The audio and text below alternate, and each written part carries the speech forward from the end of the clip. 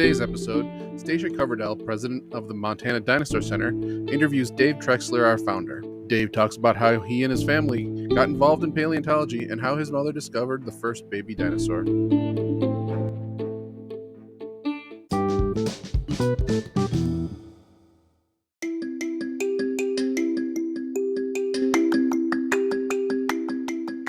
Since 1995, the Montana Dinosaur Center has provided hands-on educational experiences for the public. In short, we think that hands-on learning is the best. On our Montana fossil dig expeditions, you get to participate in the scientific process. You can find the next new dinosaur species. And at our museum gallery in Bynum, Montana, we have the world's first baby dinosaur bones ever collected, found by our founder's mom, Marion Brandvold. You can also see the Guinness Book of World Records longest model skeleton, our very own Seismo, the Seismosaurus. Book a dinosaur fossil dig expedition today at montanadinosaurdig.com.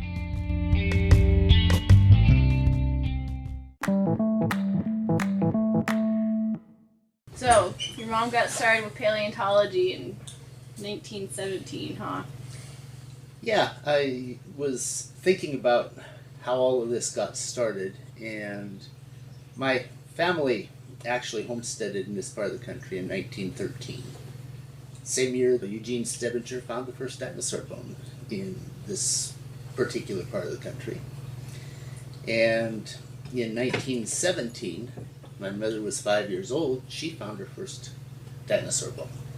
And the way that came about was, back in those days, we didn't have the ability to get rid of problems in cattle like we do today. You know, the flies and things that attack cows during the hot summer months are now controlled with oilers and things that they can rub on. But back then, the only way they had to get rid of the parasites was to dip the cattle, which meant running them through a pool of water that had a film of creosote poured over the top of it. So it was kind of a messy job. You had to run the cow into the tank, and then you had to push her head and make sure the body all got covered, and then they come back out. Mm-hmm. Well, those tanks were few and far between. So, there wasn't one on every property. In fact, there was only one in this part of the country. It was up by the Bynum Reservoir, and you had to trail the cattle up to what they called the dipping vat. Mm-hmm. And when Mother was 5 years old, she was, for her birthday, given her very first horse. And because she had a horse, she was allowed to trail the cattle up to the dipping vat. She wasn't allowed to dip them because 5-year-olds and cow litter freaked out don't get along too well. So there was a ranch foreman that was pretty much her father figure, if you will, that was quite a cowboy in his own right. He drove freight wagon from Fort Shaw to Fort McLeod back in the early days, and he rode with Charlie Russell and all of that. Anyway, he was the person who was in charge of the ranch and actually dipping the cows. So this day came along when it was time to perform this task, and they trailed the cows up to the dipping vats, and when they got there, Bob, that was the foreman's name, told Mother that she wasn't allowed to help dip, but she could go over the hillside there and look for pretty rocks or whatever, and when they're done dipping the cattle, she'll help trail them back home. And that's what happened. And of course, when the dipping and trailing was all done, Bob looked at her and said, "So did you find any pretty rocks?" And she pulled out her finds out of her pockets, and he immediately picked one out of there, and he said, "You know what this is? This is a piece of fossilized bone. This is something that used to be bone, but it's turned to stone, and it's from a prehistoric animal." And that set the stage for her interest in fossils from then till the day she died. Mm-hmm. And of course, fast forward that till the I would say late 1900s, but that would be lying. 1950s, 60s. And her own boy is in the same age and interested in fossils, and so we went fossil hunting from the time I can remember. The fossils that we found were generally fragments. That's pretty much what you find. Mm-hmm. But that all changed in 1971. We were out for an afternoon day off, if you will, and one of my mother and my favorite things once I got old enough was to jump on the back of my motorcycle and putt across the prairie and look for whatever was lying around there. My mother and by extension myself were raised on horseback. She loved her horses. Mm-hmm. And from the time I could remember, the thing you did, regardless of what you were doing out there, it was always from horseback. But when I was 15 years old or so, I bought a motorcycle. And I liked the motorcycle because you don't have to feed it, you don't have to brush it, you don't have to take care of it other than put some gas and oil in it, and it's closer to the ground. So it's easier to see things. So it got to be that Mother would get on the back of my motorcycle and we'd put off across the prairie rather than getting on the back of a horse and riding across the prairie. We were up by the Bynum Reservoir this nice summer day in '71, putting along, and saw this little ledge of sandstone just poking out of the prairie grass. And I noticed a dinosaur bone fragment lying along the edge of the rock layer. Mm-hmm. And so we stopped and got to looking around, and there were a couple of great big chunks of this rock layer, and then there was a little chunk off to the end. And there wasn't much actually in the line of fossil fragments laying around. There are just a couple. But I rolled the little chunk over on the end, and there's bones, articulated bones embedded in the rock. And I instantly knew that, after all the years of wandering and looking and seeing nothing but fragments, we had finally found a part of a dinosaur, something that was identifiable, recognizable. Yep, exactly. And of course, my mother and dad had collected quite a number of things, and we had a case or two in the shop. They ran this little rock shop here in Bynum, and in the back of the shop there was a little area that was not for sale, things that had been discovered over the years. And, mm-hmm. and we decided that this would be one of those pieces, whatever it was, because it was actually eroding out and falling apart, and we knew if we left it, it would be gone in a few years. Mm-hmm. So we managed to roll the blocks over them. Actually, my stepbrother and we went back and got him. He wasn't much interested in fossils, but he did like a challenge. So we took our little Jeep pickup and managed to four-wheel it down into where this block of rocks were. And we managed to load those two great big chunks of rock containing all these articulated bones and the little chunk that I could pick up myself. And we brought them back and put preservative on them and set them up for display. But of course, when you find something like that, the first question is exactly what is it? Mm-hmm. So as soon as we could, my mother and I arranged a trip over the entire state of Montana.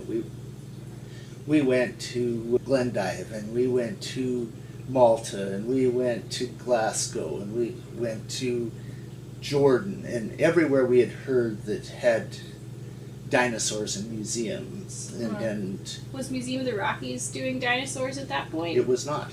Museum of the Rockies at that point was a little local history museum in a Quonset hut, I think. I'm trying to remember. Yeah, it was just, yeah, that was what it was. Anyway, the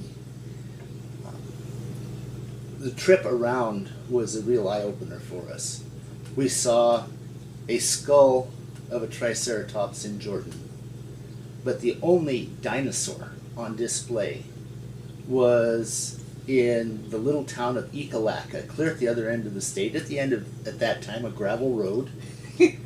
And it was in their county museum in the basement of their high school. And it had been put together by a couple of ranchers like we were. Mm-hmm.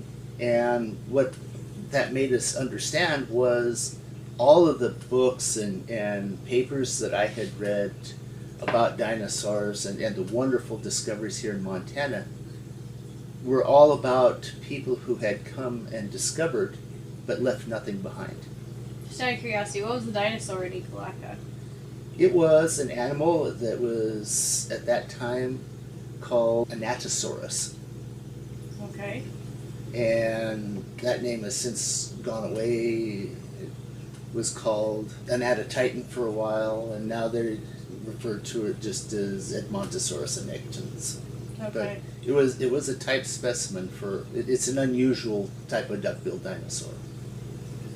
So anyway, the more we traveled, the more irritated we got, because this just isn't right. You know, there should be something to see where something important has been found. I mean, it would be like taking Roswell and packing up and move it to New York City.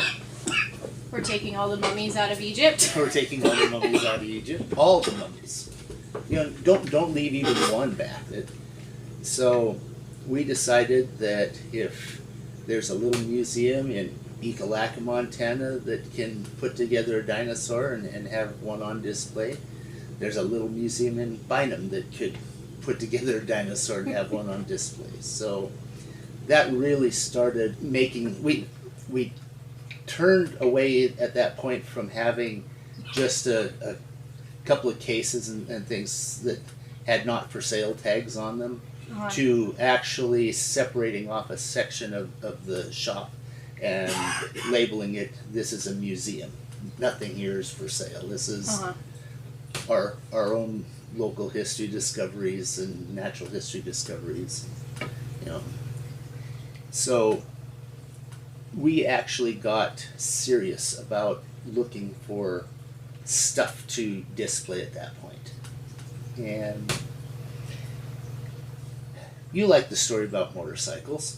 In 1977, I went over to Conrad to Bliss Cycle Sales and walked into a guy I knew, bought several motorcycles from before.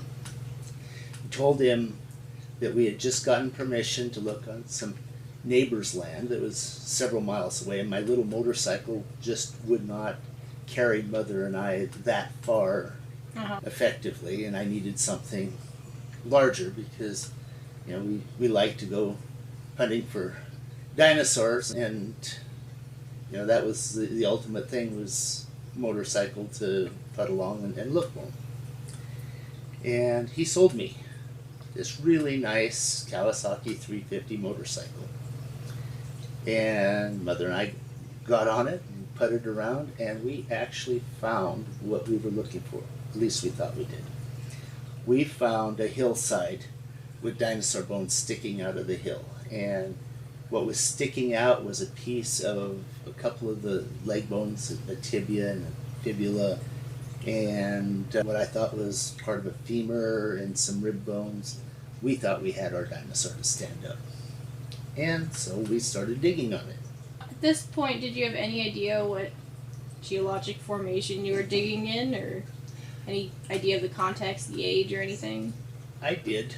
At that time, of course, there was no internet, but I read everything that was in print pretty much at that time. I had become the ultimate paleo geek from that generation, and that was weird because back then, it wasn't every kid's dream to become a paleontologist. It was you were one of the weird kids at that point, if that was it. But no, there wasn't any Jurassic Park babes or anything. no, actually, if you read the original book, Jurassic Park was spawned by the discovery that we made at Shoto there. The very first place Grant goes to find his dinosaur in the original Jurassic Park book is Snakebite, Montana, 15 miles east of Shoto, which is interesting because the site's about 15 miles west of Shoto, so it's right there. It's closer to the airport. There you go. So anyway, we're really fairly serious, and of course, Mother being raised in by this original area cowboy was taught to be quite the naturalist. When you're one of the originals in an area, you survive by understanding every little thing. Bob could walk out across prairie and tell you how many animals had gone across there in the past week, in which direction, and not only what species they were, but how big they were, whether they were male or female. The guy was unbelievable. And so I can't remember a time when I wasn't being trained in those sorts of things. And of course, I'm not nearly the naturalist that my mother was in that respect. But I still knew the difference between a femur and a tibia by the time I was 4 years old and things like that. So putting an animal together, recognizing what we were seeing, wasn't a big comparative anatomy. Dinosaur skeletons and human skeletons and dog skeletons are, for 90% level, the same. It's just the minor differences that allow you to separate out what species or what it actually is. I imagine you butchered quite a few animals in your time. Oh, yeah. Well, that's part of growing up in the middle of nowhere, Montana. And yeah, we had to take our animals from birth to being beefsteak on the table as well as other things. So yeah, we got our share of comparative anatomy as well. But anyway, when we found this site, that was, to me, my dream come true. However, it turns out it was not my mother's. My mother liked to go and look. Turns out she really did not like to dig. So it's a little tedious out there in the sun. It is. And the more you do it, the more tedious it can become. Frustrating. Especially when the bones are powdery and where you have to try to preserve as you go. If you lose something out there, if your powdered bone has a little windstorm blow that removes a part of it, you can't get that back. So whatever you do at the start is going to determine what you end up with, because it's a one-way process. So, in all of my reading, there was at that time a chemical that was being used in the field and in the lab to preserve fossils called glyptol. And it was this stable plastic material that was supposed to be, what you use to preserve fossil bones. But is that the one that killed everybody? I tried to get some because I knew we needed some sort of preservative.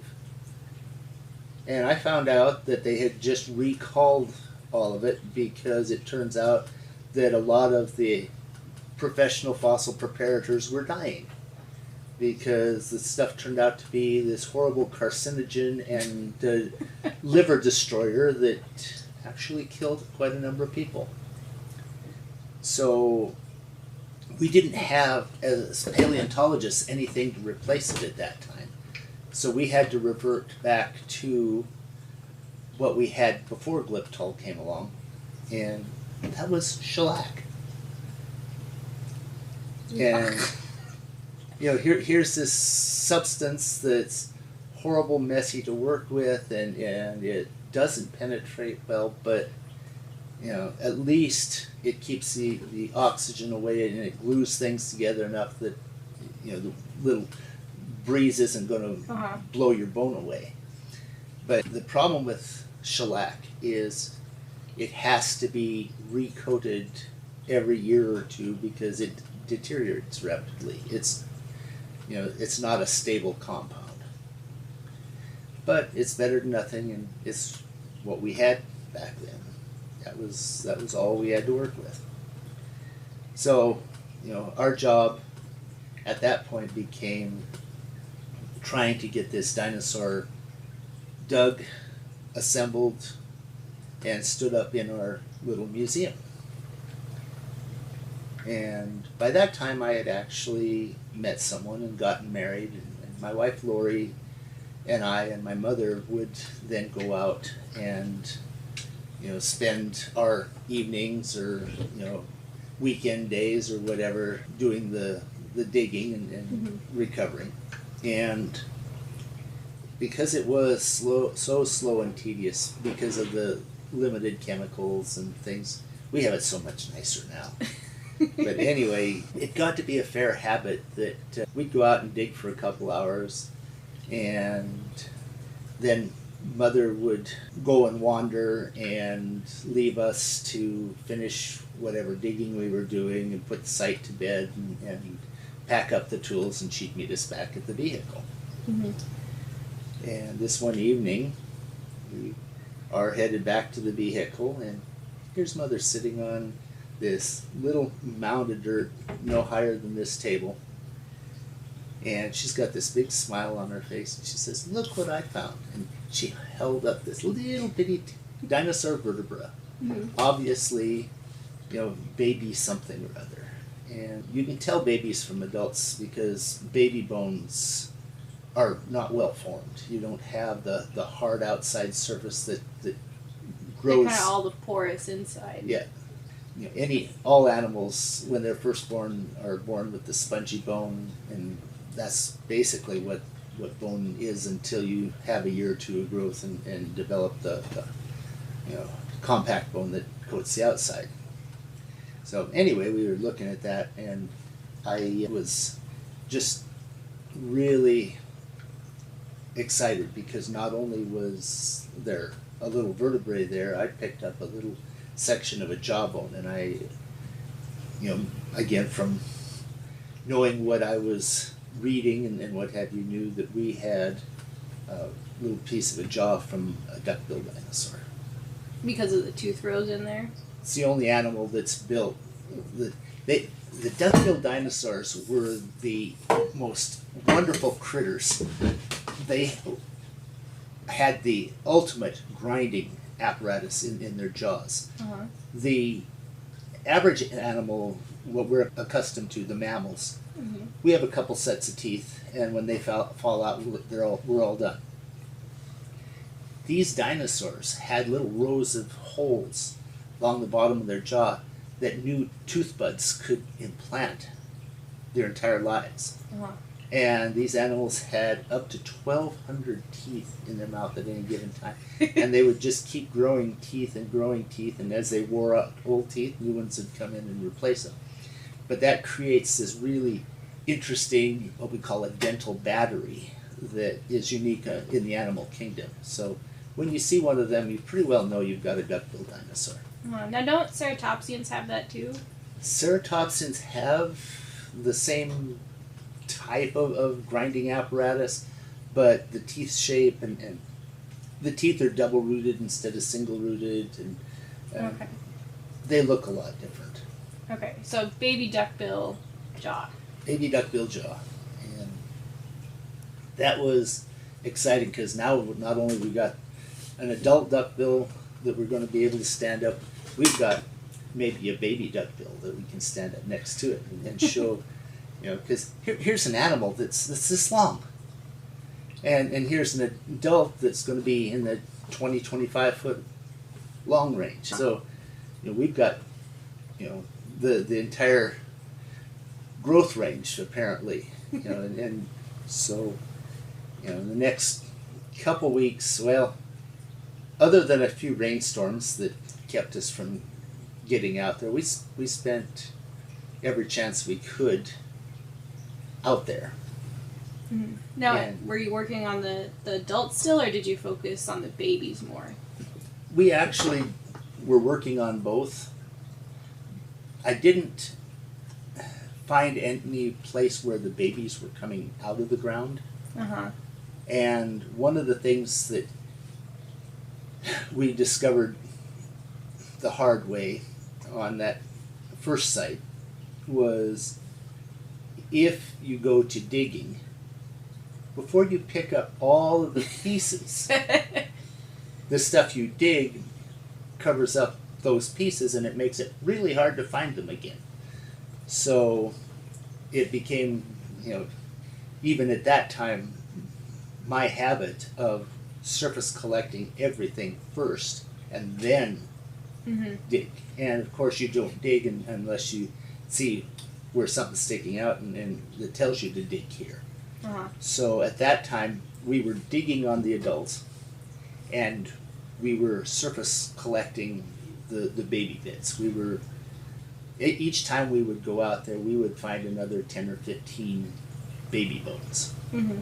And so we had somewhere upward of 200 baby bones collected midsummer of 1978 when these two guys walked into the shop and were looking around the museum, and one guy introduced himself as Jack Horner.